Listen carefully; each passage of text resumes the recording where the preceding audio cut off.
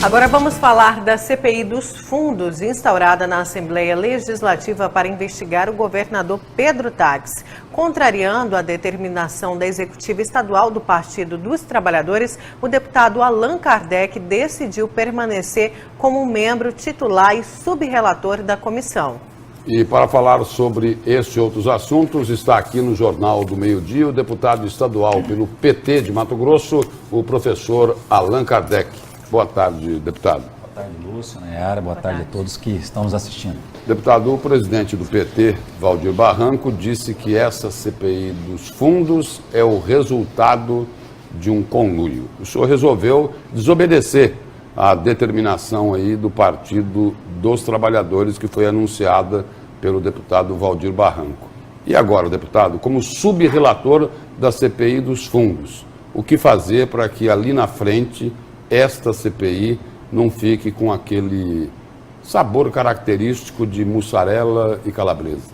Lúcio, primeira coisa que a gente precisa fazer é, na terça-feira, às 14 horas, na primeira sessão da CPI, requerer que ela seja de portas abertas, que ela seja televisionada e que ela seja compartilhada com a sociedade.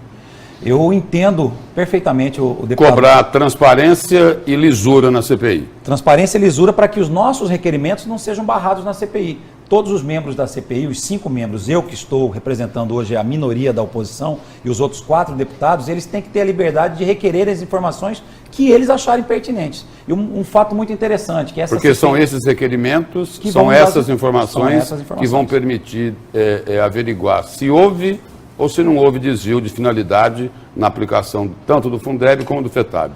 São essas informações. E aí deixar claro que, no caso do Fundeb, já está flagrante.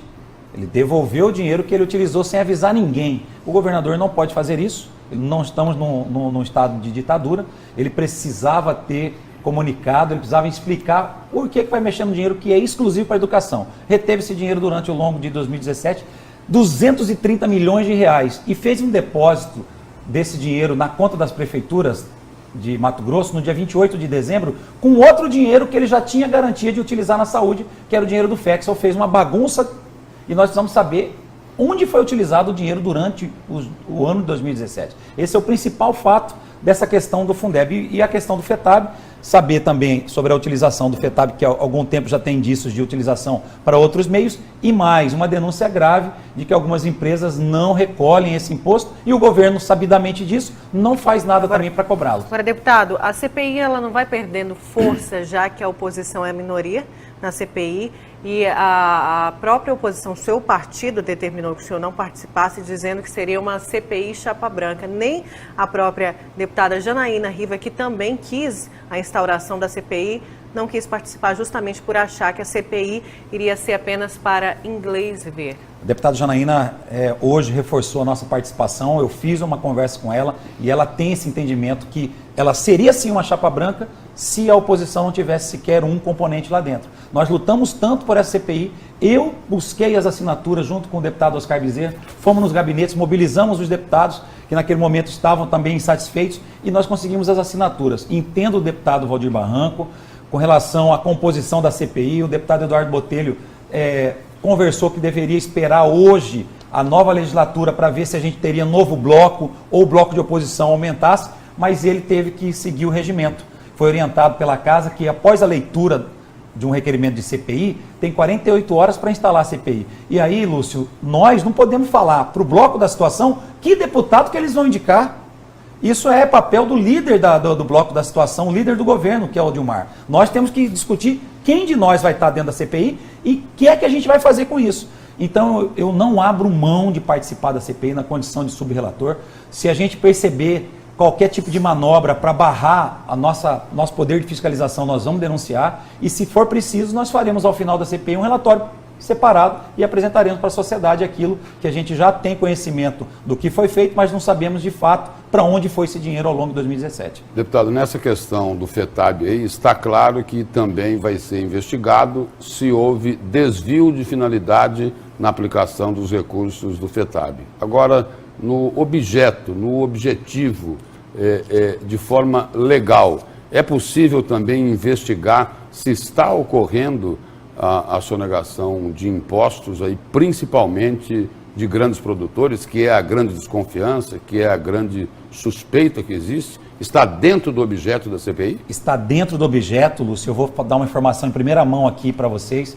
Na terça-feira já vamos requerer o memorando de exportação empresa por empresa. No memorando de exportação ela tem que colocar a carga que ela está exportando. Nós sabemos já que exporta mais e recolhe a menos. Nesse memorando de exportação que a gente vai requerer, nós teremos condição de saber qual empresa está exportando sem recolher o fundo. Agora, deputado, e a Assembleia não corre o mesmo risco de receber a mesma resposta que foi dada ao Tribunal de Contas, um caso que depois acabou na Justiça, que o Tribunal de Contas pediu informação sobre as exportações de exportador por exportador e foi negado ao Tribunal de Contas?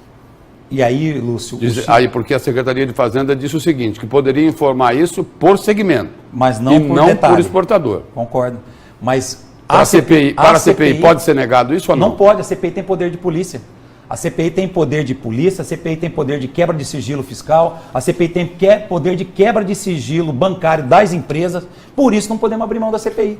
Nós nos transformamos ali, o fato de promulgar a CPI, instalar a CPI, em poder de polícia fiscal, de polícia civil e polícia investigativa, então não podemos abrir mão disso. Agora, deputado, a gente está no ano eleitoral e a pergunta que fica da população é qual que é o prazo de término dessa CPI? Porque a gente viu outras CPIs instauradas na Assembleia que correm, na verdade, até hoje, que demoraram demais para ter uma conclusão. E a população espera que essa não, já que a gente está no ano de eleição estadual. Nayara, o prazo regimental de todas as CPIs são de 180 dias.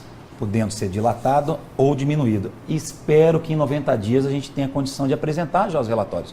Eu vou ficar muito apuradamente na questão do Fundeb, que é a minha praia, sou profissional da educação, trabalho com isso, presido a Comissão de Educação da Assembleia Legislativa e também, lógico, com essas questões para que a gente possa retirar a maior informação possível do FETAB. Eu acredito que em 90 a 100 dias nós teremos a condição de finalizar e encerrar a CPI. E uma coisa importante, determinação do presidente Eduardo Botelho. A CPI não terá recurso para contratação de terceirizados, não terá recurso para a contratação de uma empresa de consultoria. Nós utilizaremos o Tribunal de Contas e os auditores fiscais de contas do Tribunal de Contas e a nossa equipe técnica da Assembleia Legislativa. Uma outra preocupação que se aventou, a CPI para gastar dinheiro em ano de dificuldade, nós não teremos orçamento para fazer investimento de consultoria na CPI e vamos dar conta de fazer o trabalho com a parceria com o Tribunal de Contas. E os deputados de oposição? O senhor falou agora há pouco aí que vai defender e cobrar transparência e lisura. O senhor foi indicado aí pelo bloco da oposição. Os deputados de oposição já procuraram o deputado Eduardo Botelho, presidente da Assembleia, para colocar essa preocupação para ele? Nós estamos falando isso sempre para o deputado Eduardo Botelho, ele é o porta-voz da Assembleia Legislativa, dos 24 deputados, precisa dar essa resposta para nós e eu tenho certeza que na próxima sessão nós faremos essa cobrança, inclusive na tribuna, Lúcio, para que o deputado Eduardo Botelho garanta que nós tenhamos um processo extremamente transparente nessa CPI. Agora, deputado, o senhor não acatou a recomendação do seu partido, isso quer dizer, isso pode deixar aí uma brecha para... Quer dizer que o senhor está migrando para um outro partido, como, por exemplo, o senhor disse que se migrasse seria o PDT? Já é um rompimento com o PT? Só complementando a pergunta da Nayara, o deputado Allan Kardec corre risco de ser expulso do PT? Eu não acredito nisso, eu acredito que há ainda outras instâncias, nós temos um diretório muito grande, estou recebendo mensagens de companheiros que fazem parte do diretório estadual do Partido dos Trabalhadores, aprovando a nossa decisão dessa oportunidade de ficar na CPI como propositor da CPI, hoje como subrelator. Eu não acredito nisso, Nayara, mas estou à disposição da executiva. O deputado Valdir Barranco, eu acredito que ele vai rever essa posição e vai estar conosco junto na fiscalização. E aí, eu já tinha dito isso antes para você, Nayara, o PDT é meu partido de origem, é um partido do campo popular. Se existisse qualquer possibilidade de mudança e não tem, o PDT seria sim uma opção que já se aventou no passado, eu já fui do quadro do PDT e tem possibilidade da gente estar também dialogando nesse sentido. Mas o momento agora é fazer conciliação com o Partido dos Trabalhadores, com os segmentos sociais que compõem a sua base, para que a gente possa ter segurança que esse trabalho vai ter também apoio da maioria do nosso partido e dos segmentos sociais e sindicais. Deputado, obrigado pela presença e pelas informações aqui no Jornal do Meio-Dia. Obrigado, Lúcio. Obrigado, Nayara. Obrigada, deputado.